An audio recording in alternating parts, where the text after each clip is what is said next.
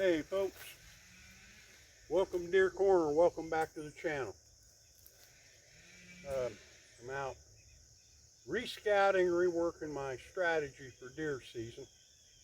After the storm come through, a lot of the deer travel has changed due to the downed trees. And I'm out scouting and looking and come across the new rub. It's a pretty good rub here. And this actually is a pretty good sized deer, pretty good sized buck. And one thing that tells me that it's a 6-point or bigger. Not only the size of the tree that's rubbing, about an inch, inch and a half cedar. It's how these limbs are all twisted up, twisted and broke. That tells me that he's a 6-point or bigger. And the reason that is, he has to get that branch in a fork on his horns. And when he move his head around and around and around, twisting.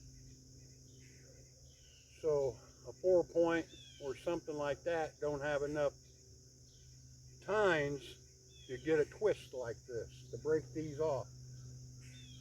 Completely rip them off of the whole. Now this is about a 1/4-inch branch to twist it off of the tree. So this is a pretty good sign. I love seeing these. These are the rubs I like to see right here. Ones that are all twisted up. But I don't put a whole lot of time or a whole lot of effort in hunting rubs. Matter of fact, I'd rather see rubs and find a rub line and hunt the rub line area. And usually the rub line will bring me to a scrape. So when you find a rub like this, now he may only hit this rub one time. Only one time.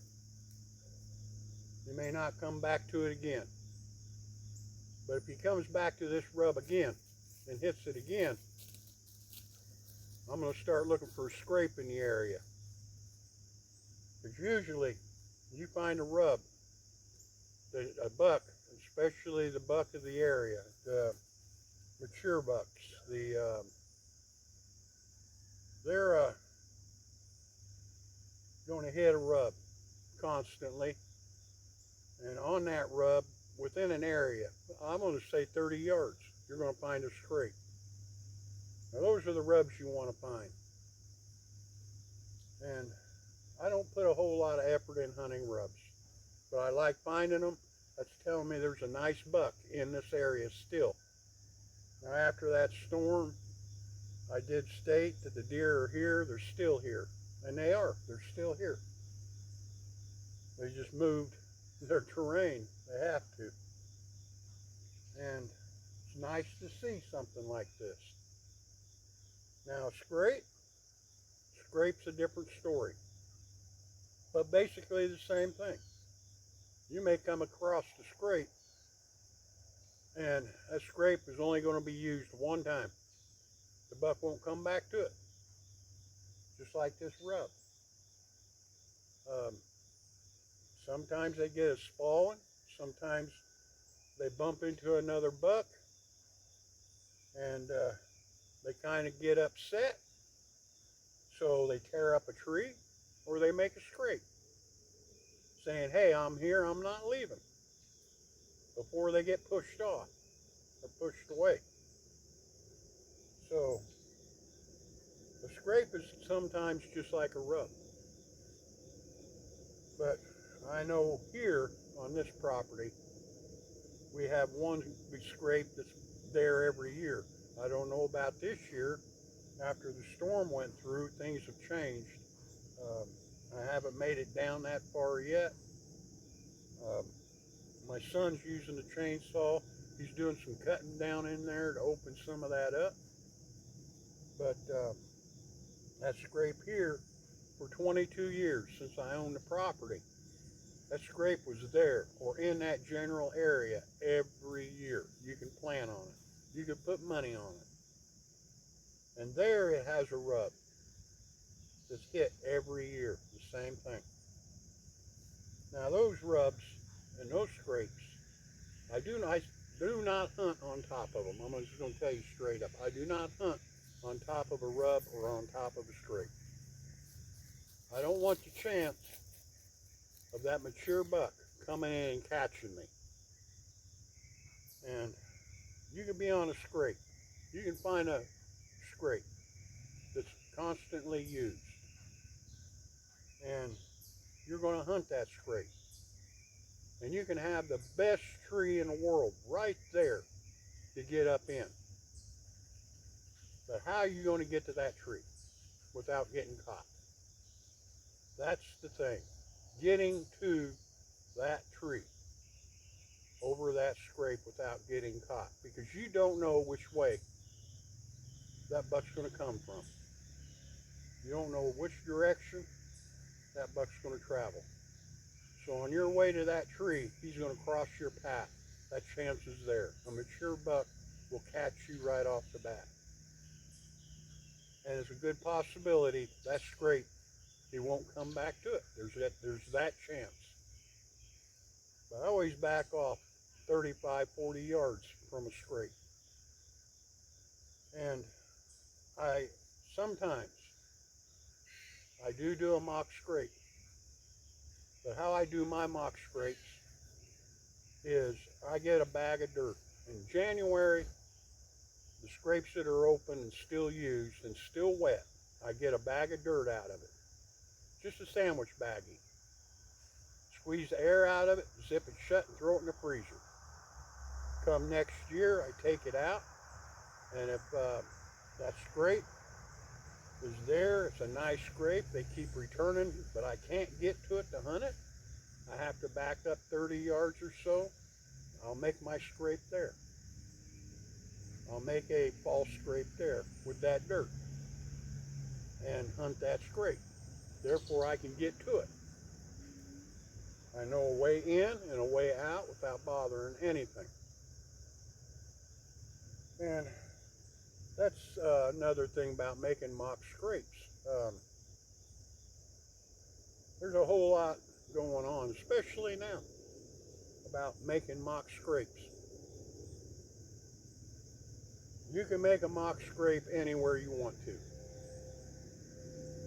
But if that buck is not traveling that area, he's not traveling that lane, if he's not traveling close enough to that scrape to spark him, he's not going to come to that scrape. You can make a mock scrape, he's not going to come to it. It's just not going to happen. That buck's not going to come off that hillside, around the draw, down to that mock scrape if he don't usually travel it. That's just not going to happen. I know they say it, it just don't happen that way. You have to get in the area to where they already are, or travel to make a mock scrape or a scrape to work. You can drag the dirt where they're traveling. You know that buck's traveling through there. You know his trail, you know where he's going. You can scrape the dirt, you can pee in it, you can pour apple juice in it, grape juice in it, and he will stop right there. So it's just how you hunt and knowing your deer. But like I say, this rub is just telling me, yeah, there's a nice buck in the area. That's all it's telling me. I'm not going to hunt it, but it's just giving me information. The scrape, I haven't found the scrape yet after the storm, but if he's here, there's a scrape. I'm going to have to find it. I'm going to give you some of the best advice from an old hunter. The best time to hunt a scrape. The best time to hunt a scrape. And that is after a rain. After a good snow or a good rain. That buck will go back to that scrape very quick and reopen it up. He's going to put his scent right back into that scrape. So that is why I love to hunt scrapes, or the area of a scrape after a rain. And they know when the rain's coming.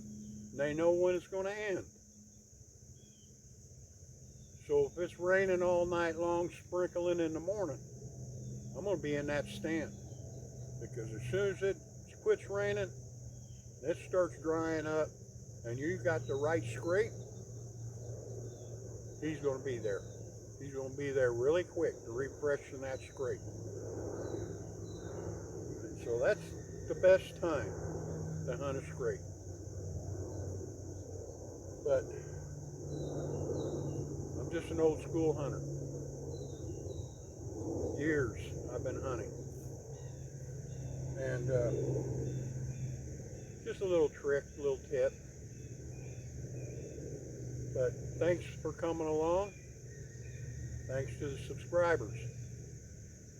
And remember, if you're in the woods, be safe. Rather be safe than sorry. And we'll bring you along again. And you all have a good day and a good deer season.